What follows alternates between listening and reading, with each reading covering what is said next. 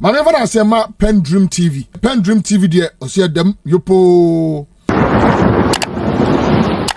Me mo akwaba ediba PENDREAM TV so make sure say any day they can share na be subscribe to channel no click bell no so say the news to us on sabet me aka ntem no atie.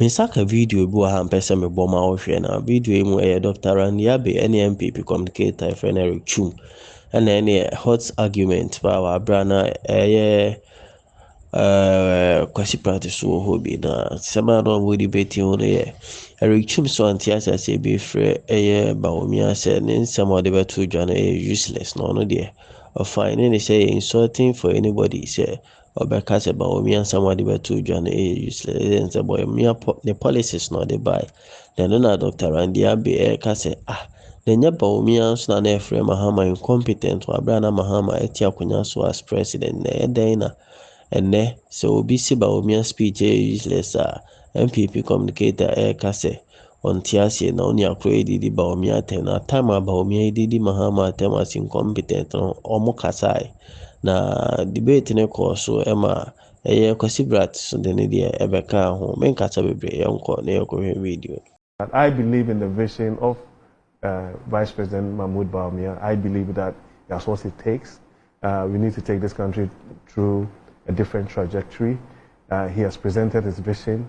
One of the things that I believe that has happened since he came on the scene in our body politics is that at least, even if you disagree with him, you know that he puts out his vision, he's able to articulate exactly what he's thinking, and you can disagree, you can even call him names and all of those things.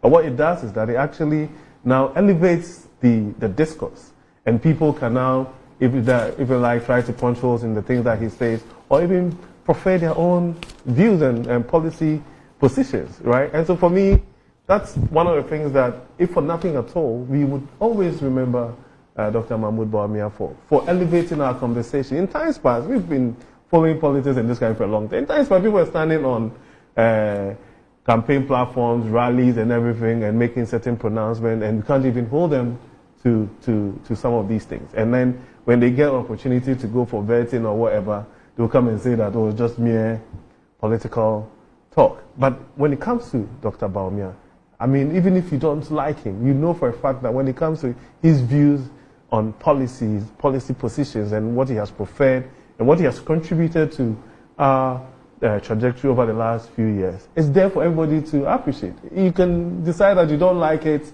you can decide that you want a different perspective to the things that he says, or you even prefer another candidate. But I know for a fact that we have elevated the conversation, brought the discourse to a certain level, and given an opportunity for people to interrogate that. So even for me, my perspective that when anytime he speaks and there's... Are you suggesting that until Dr. Baumia came into a political space, we didn't discuss policies and issues? We did. But what I'm saying is that he's brought it to a certain degree, a certain level. And now you can hold him to A, B, C, D that he said. And that brings us to talk about these conversations. In times past, we've done this for a while. In times past, people would... The only time you hear any policy conversation is when people are launching their manifestos and all of those things.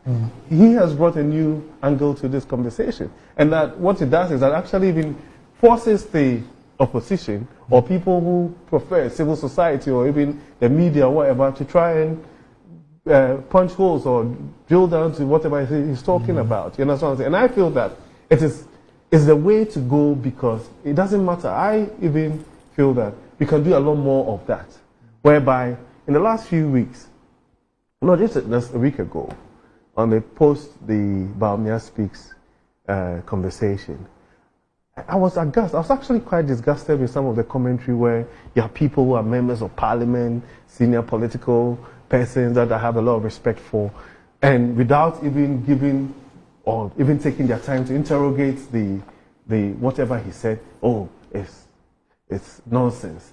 It's not making sense. It's useless. I was like, how did we even get here? Yeah, because if you're really going by best practice and where all that you have to do is also present an alternative to whatever it is that he said. But if you are saying what you're saying, Dr. Baumia goes to Parliament. goes to listen to State of the Nation address, and right after the address, right in Parliament House, he grants interviews and he poo-poos the address. Yeah, but he will never use the word that is useless or it doesn't make sense and all of that. No, but he poo-poos the address. He does not go and write a document. And so I do not see why it is wrong for anybody after listening to an address express a view. But your view should not be that disrespectful and even to the point where you are using words like it's useless and it doesn't make sense and all of this. I mean, how can you then... That a statement is useless is insulting. It is. Okay. But as far as I'm concerned, because then when you do that, what it means is that you're not presenting your view. All that you're saying is that you're 100% dismissive. However, But describing a sitting president as incompetent is not insulting. Randy, we can have that. No, I'm asking you. Yeah, you can have that banter. No, you are saying that those No, Eric, you're saying yes. that describing a statement delivered by the vice president as useless is insulting. Yeah. And I'm asking you. Yes.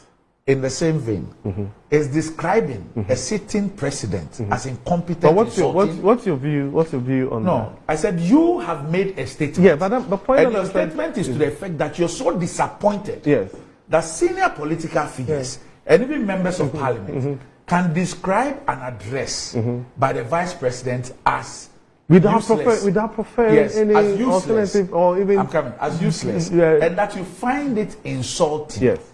I'm asking you, do you find the description of a sitting president as incompetent as insulting?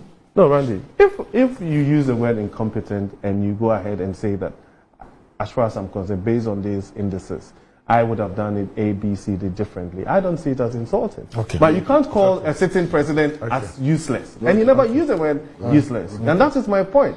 Okay. You understand what I'm saying? But all I'm saying is that if we have, you see, because at the end of the day, we want to elevate the conversation to the point where you can hold Eric Twum to A, B, C, D that you have said. So if I come and sit here and you say that, oh, everything that Eric said is useless, what it means is that you haven't even given yourself an opportunity to present something that I will listen to. But the moment you're a political opponent and you are now making those banal statements and saying that, oh, everything that I presented is useless, why would I even listen to you if you're actually making sense? So the first thing that I would say is that you're also not making any sense, and whatever it is that you're saying is useless. But you can't run a country based on the fact that the two major political parties, it doesn't matter what your inclination is, cannot contribute to a certain national conversation. You understand? Because now in that same vein, the spare parts dealers think, oh, we like the fact that Bawumia is thinking about a flat rate tax for spare parts import. How is that useless?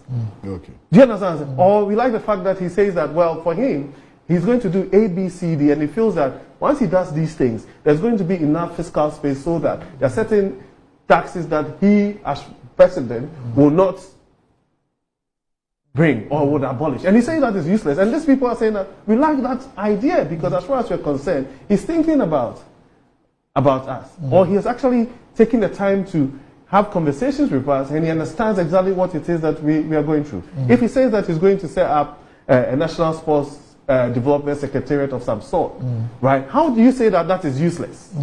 Right? So you can now decide that, okay, if you're going to set up a national sports development secretariat, what have you done with the existing structure thus far? And so give me an indication that, well and truly what you're saying are things that you're actually able to do. Then you tell me that under an Akufo-Addo administration, maybe we've set up 10 regional sports facilities across the country for youth development and all that. But then you can say that, oh, it is not enough, you should do A, B, C, D. And you will prefer your views as well. Then that is when you merge these conversations, then you are having proper political discourse. Otherwise, if I'm dismissive of every single thing that he says, every single thing that the other party says, what kind of conversation is that? Yes. I mean, no problem. You see, the commentary after Dr. Bawumia spoke has not just come from his detractors, NDC people and so on. Very, very prominent people in the New Patriotic Party have also spoken. And some of the commentary is interesting. One of those people who has spoken is actually Dr. Atta Kennedy. Oh, but I mean, Uncle Chrissy. Are you going to dismiss him? Oh, come on. Is he not a member of your party? Was he not the campaign manager of Nana Dankwa Akufo-Addo? If you want to dismiss him, you can dismiss him. Come on. But you can mention somebody else. So as for Atta Kennedy, it doesn't matter. No. You can mention somebody. Okay. But his comments are interesting still, Randy. On the 10th of February, he actually wrote his comments down. And they've been published widely. The last part of the comments, and I read. It appears that this Aplanke bull is another example of the brilliant Bawomia's penchant for putting cleverness before common sense.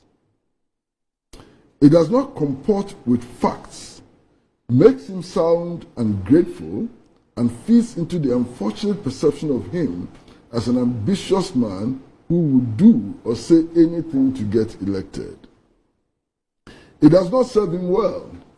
The mantle of the most consequential VIP in our history books, better than Aplanke. Let us cut the bull. Finally, I have a sneaky suspicion that this whole Aplanke narrative may be one more Machiavellian maneuver by the Chebi Mafia to hang on to power. Let Dr. Bawumia stop the... Oh, this word is too strong. Randy, it's too strong. If it's too strong, skip it. I will skip it. But it says, let Dr. Bawumia stop the ... and make his case for the presidency to Ghanaians. They will judge him fairly. Long live Ghana. Atta Kennedy.